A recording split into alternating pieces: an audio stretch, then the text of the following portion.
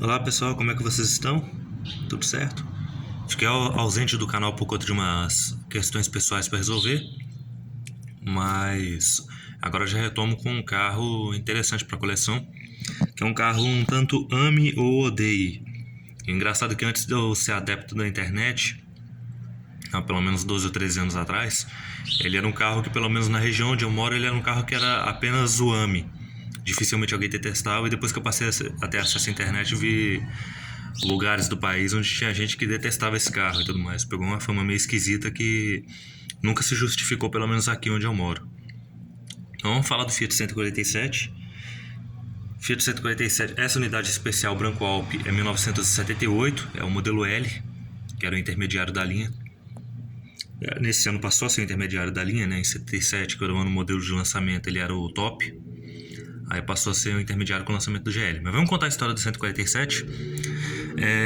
A Fiat, embora ela tenha iniciado suas operações como fabricante e montadora de automóveis aqui no Brasil no dia 9 de julho de 1976, ela já estava instalada aqui no Brasil desde 1973, de forma assim informal, né? Foi constituída a Fiat em 73, pelo menos o CNPJ da Fiat, com seus escritórios em Betim. E a construção da fábrica se iniciou ainda em 74, e em 73 a fábrica da planta de Betim já, 76 já estava pronta já, e com a presença do presidente Ernesto Geisel, a fábrica foi inaugurada no dia 9 de julho de 76, iniciando a fabricação deste carro aqui, que foi desenvolvido para o nosso mercado, mas que também foi vendido um pouco na Europa e na Argentina também. O Fiat 147 foi desenvolvido a partir do Fiat 127 italiano. A Fiat chegou a importar alguns Fiat 127 antes do fechamento das importações, né? Importou alguns Fiat 147, aliás, uns Fiat 127 em caráter de protótipo, né? Que, se eu não me engano, acho que pelo menos para isso a legislação da época permitia. E fez alguns testes aqui, fez modificação de motores. O motor desse carro foi desenvolvido pelo Lambreti, né? Eu não lembro se por acaso o primeiro nome dele era Sérgio Serra Aurélio, que era um engenheiro da Ferrari. A Ferrari nessa época já pertencia à Fiat, apesar de ainda estar sob o comando do Enzo Ferrari, né? Já foi feito um acordo meio esquisito que deixaram o Enzo Ferrari continuar mandando na empresa, mesmo ele não sendo mais o acionista majoritário. Mas o Lambreti, que era o engenheiro da Ferrari, ele desenvolveu um motor desse carro aqui, que é um 4 cilindros arrefecido a água com comando de válvulas no cabeçote, de 1.150 centímetros cúbicos de deslocamento e 55 HP de potência, ou 55 cavalos, né? Acho que nessa época já estava utilizando a potência líquida, então já é 55 cavalos mesmo, e não HP. Foram feitos testes rigorosos, e do mesmo jeito que os franceses da Renault utilizaram Fuscas ao lado dos Renault Dauphine na França, durante os testes de desenvolvimento do Dauphine, aqui no Brasil a Fiat utilizou alguns Fuscas para serem testados do lado do 147, para ser equiparados para caso seria tão resistente quanto, essas coisas desse sentido que você já sabe. E isso não é uma coisa incomum na indústria automobilística, e não é uma coisa que ficou no passado, tanto que, ao que consta, o HB20, o Hyundai HB20, ele foi desenvolvido em paralelo com a ajuda de um Volkswagen Gol. Os coreanos pegaram um Gol e desenvolveram o HB20 e testaram milhões de quilômetros do HB20, sempre com o Gol do lado, para poder fazer equiparações de durabilidade e tudo mais. Mas voltando à história, o Fiat 147 ele começou a ser produzido nesse dia, do dia 9 de julho. Foi apresentado oficialmente no Salão do Automóvel de 76, já para a linha 77, e em duas versões. O 147 básico, né? Só 147, não tinha nenhum acrônimo, assim, não acréscimo nem nada, ele era um modelo simples, né? Mais voltado para frotistas. E tinha o 147L, que era o caso dessa versão aqui, que poderia vir, um opcional inédito na época, com vidro térmico traseiro, né? Com o desembaçador do vidro traseiro. É uma novidade na nossa indústria automobilística. Nenhum outro carro nacional da época tinha isso. Esse carro, apesar de ser um modelo mais barato, né, ele introduziu essa novidade. apesar do 147 ter sido desenvolvido ao lado de um Fusca, quando ele foi apresentado no mercado, ele concorria em faixa de preço com o Brasília, que era o outro hatch da Volkswagen, né? Existe uma discussão muito grande se por acaso o Brasília era uma Station Wagon ou se era um hatch. E, pelo menos na minha concepção, assim, o carro era um hatch. E a história é conhecida, né? O Brasília acabou sendo enquadrado como uma Station Wagon para pagar menos IPI, né? Menos imposto na época. Assim como também outros montadores adotaram artifício parecido. Por exemplo, o Maverick 4 cilindros, eu já falei no vídeo dos Mavericks, né? A potência real dele era 102 HP, mas foi declarado apenas 99, que era para poder pagar menos IPI na faixa dos motores de 4 cilindros. E o próprio motor 302, né? Quando ele subiu um pouquinho de potência de 197 para 199, foi declarado 199 justamente por essa questão de impostos, né? Porque se passasse disso aí ia pagar um pouco a mais. Voltando à faixa, aí em 77 teve essas duas versões. Tem algumas diferenças em relação a esse modelo aqui, era mais desenho de forração de porta, né? Deixa eu aumentar um pouco a luminosidade aqui para os senhores. Deixa eu passar para cá, na luz aqui fica melhor para ver.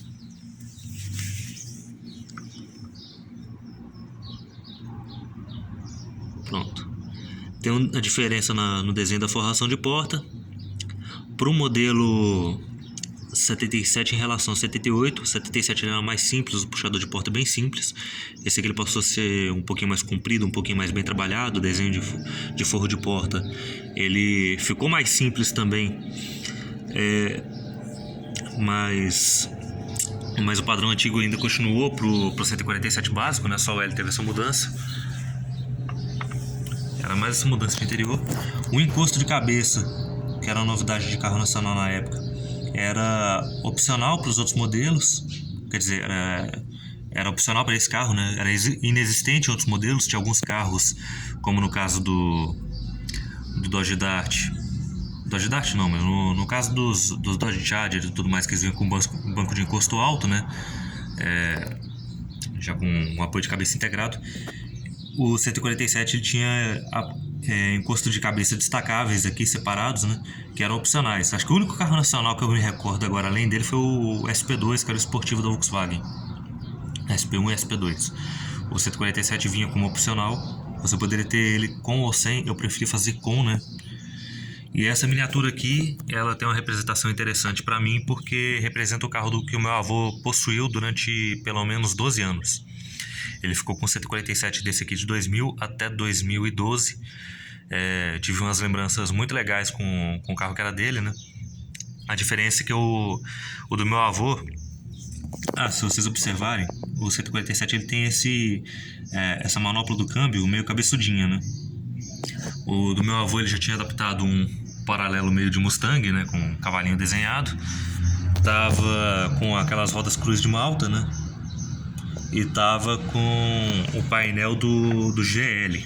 Uma coisa que é interessante, o L e o 147 básico, né, o de frotas, eles vinham com esse painel bem simples, mas mais bonitinho assim, com essa imitação de madeira no centro, né? Essa faixa central com imitação de madeira. E aquele painel que o pessoal já está mais acostumado com um quadro de instrumentos um pouco mais largo, sem esse coisa aqui da imitação de madeira, mas com uma gaveta para o encaixe de rádio, ele era do GL. O GL, até onde eu me recordo, ele já tinha mais opções de cores metálicas. Ele tinha a roda que vinha no L de 77, que é com as janelas quadradas, com a pinturinha preta. O L, sabe-se lá por qual motivo, a partir de 78 ele passa a usar a mesma roda do 147 básico. E em 78 o 147 básico vem com para-choque preto.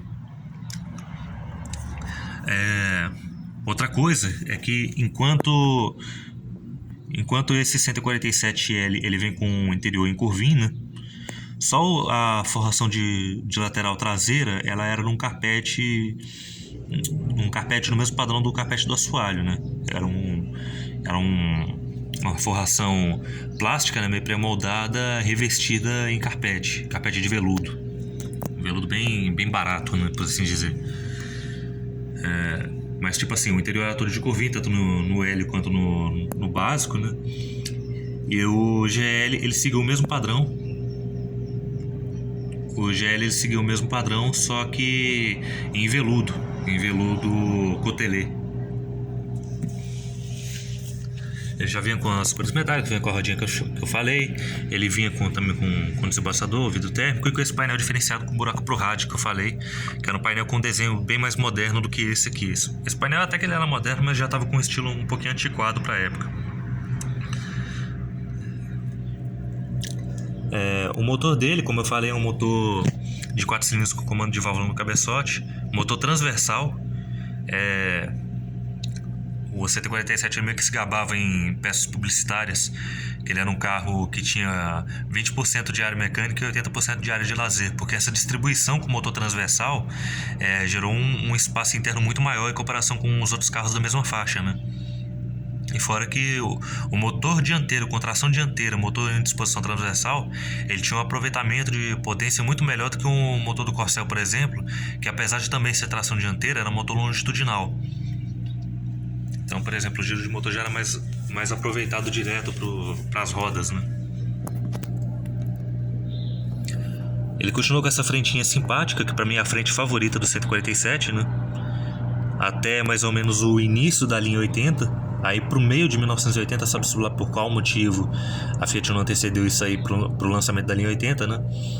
Eles, no meio da linha 80, eles trocaram pela frente, ficou conhecido como frente Europa, que é aquela frente um pouco mais chanfrada para frente, com as luzes de seta aqui nessa posição. Com as luzes de seta nessa posição aqui, faróis um pouco mais quadrados assim. Ele ficou com a frente um pouco mais invocada, mas particularmente eu não gosto tanto. Mas essa frente básica ela continuou pro 147 básico, né? Até mais ou menos 1983 ou 84, salvo engano. Não, 83. Acho que 83 mesmo é que o 147 básico, que passou a ser chamado de CL, ele adotou a frente... Eu não lembro se era C ou se era CL, mas o 147 básico ele passa a adotar a frente do Europa também. Mas até mais ou menos nesse período ele tinha essa frente antiga, essa frente alta, que era inspirada pode-se dizer, na segunda geração do 127 italiano, né? Se eu não me engano, o 127 adotou essa frente lá em 75. O pessoal vai pesquisar muita foto de 127, apareceu o 71, que foi o primeiro que apareceu. Ele tem uma frente meio feozinha, assim, parecendo uma lesma, né? Um rebaixo aqui no centro com os faróizinhos mais altos e tal, uma gradinha mais feosa. O nosso ele já é mais inspirado na segunda geração, que é mais bonitinho. E o 147 ele continua sendo produzido no nosso mercado aqui para mercado interno até 86. Foram 10 anos fiscais de produção, né? De 76 até 1986. E se eu não me engano, a produção para exportação continuou ainda até 87. Já mais da linha Fiorino, as derivadas que ele teve, né? Teve a perua Panorama, teve o sedã Odi em cima da Panorama, que já tinha um entre-eixos um pouco maior do que o 147 convencional. Teve a picape City, a picape Fiat, que depois virou Fiorino também. Teve o furgão Fiorino. Teve uma gama de modelos em cima desse carro aqui, que teve um total de 500 mil de unidades produzidas. É um carro que vendeu bem. E voltando um pouco à polêmica, né? Como a mecânica desse carro foi desenvolvida para ser um pouco mais robusta, né? Os anéis de sincronização do câmbio eram meio que inspirados no do Porsche para dar mais resistência. O pessoal reclamava que o câmbio desse carro era muito duro, né? E o pessoal da época já não estava acostumado a mexer com um carro de mecânica um pouco mais sofisticada, como era o caso desse aqui. Então o carro acabou pegando uma certa má fama no meio, que é uma coisa que eu acho engraçada, porque tipo assim, em outras regiões, como por exemplo o estado de São Paulo e tudo mais, lugares assim, o pessoal já tem uma certa ojeriza do 147, ele é um carro meio desvalorizado no meio dos antigos. Aqui onde eu moro, que é o estado de Minas Gerais, eu moro na região noroeste do estado, quase na divisa com Goiás. Minas e Goiás é quase uma heresia você falar mal desse carro aqui. Ele é um carro muito robusto. O pessoal que é mais jovem, assim como eu, e que tem interesse em começar no meio de carro antigo, já quer ir atrás de quando não quer ir atrás de um Fusca, quer ir atrás de um carro desse ou de um Chevette, mas tem a preferência mais pelo 147, que acha um carro legal e acha um carro robusto. E o pessoal que já é mais humilde, que precisa de um carro para roça, para trabalhar na roça e tudo mais, recorre a ele porque acha que ele é um carro bem parrudo, especialmente esse aqui. dessa geração primeira. Eles acham a frente dele muito mais robusta, assim, muito mais forte para enfrentar uma eventual pancada. Então o pessoal tem mais preferência por ele do que pela frente Europa, né? E pelo frente do Espaço que veio depois. Aquele é um carro bastante querido. Eu, sinceramente, me surpreendi quando eu comecei a acessar páginas de carro antigo na internet e vi o pessoal cometendo um certo bullying com o 147. Mas eu gosto. O pessoal faz até a piada meio maldosa, já falando que o 147 não é mais 147, é 149, porque acharam mais 2 defeitos, né? E sempre que falam isso eu já respondo que geralmente esses 2 defeitos a mais é o cidadão que está falando isso, mas a mãe dele. Bom, então é isso. Basicamente é isso que eu tinha pra falar do 147. Eu não sei se esse vídeo ficou tão bom assim. Eu falei tudo de cabeça, pelo menos do que eu conheço. É um carro que eu gosto, mas que eu não entendo tanto, porque a literatura com relação a ele é um pouco escassa, né? Mas não podia deixar de registrar aqui a história desse modelo. O 147, o pessoal se lembra, foi o primeiro carro de produção em série no mundo a sair com motor movido a álcool etílico, né? Movido a etanol. E a primeira unidade ainda existe, tá? Sob o cuidado da Fiat, mas é propriedade, né, do Ministério da Fazenda.